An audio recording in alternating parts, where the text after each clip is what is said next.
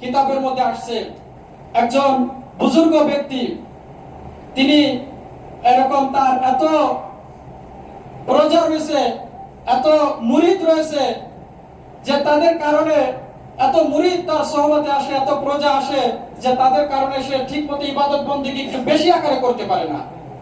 মনের চাহিদা অনুযায়ী, হ্যাঁ ফরজ ওয়াজিব সুন্নাত এগুলি তো আলহামদুলিল্লাহ আদায় হয়, কিন্তু বেশির থেকে বেশি মানে মনের চাহিদা অনুযায়ী আল্লাহ ওয়ালাদের যে একটা ইবাদত সেটা সে করতে পারে না।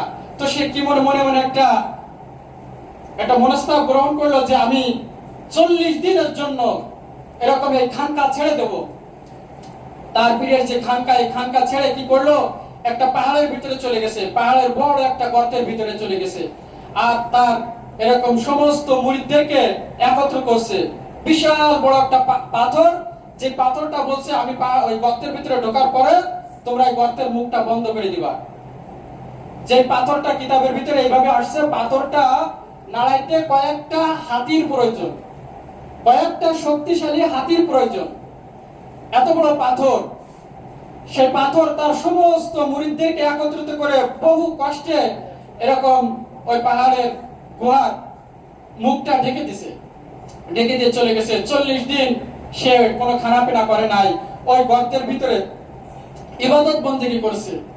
আলহামদুলিল্লাহ মনটা একটু প্রশান্ত হয়েছে। মনটা প্রশান্ত হওয়ার পর সে বাইরে আসার মনস্তাব করলেন। সে যতই চিৎকার করুক ওইখান থেকে কোনো মানুষ বাইরে থেকে শুনতে পাবে না। এখন কিভাবে আসবে, নিরুপায় হয়ে পড়লেন। সে পাথরের কাছে আসলেন, পাথরের কাছে এসে আল্লাহু আকবার বলে পাথরকে জোরে একটা ধাক্কা দিলেন, আর পাথর বহু দূরে ছিটকায় দিয়ে পড়লো। সুবহানাল্লাহ। সম্মানিত মুসল্লি কিরাম, এটা ছিল তার ঈমানী কুওয়া। 40টা দিন সে ইতমিনানের সাথে ইবাদত বন্দেগী করছে।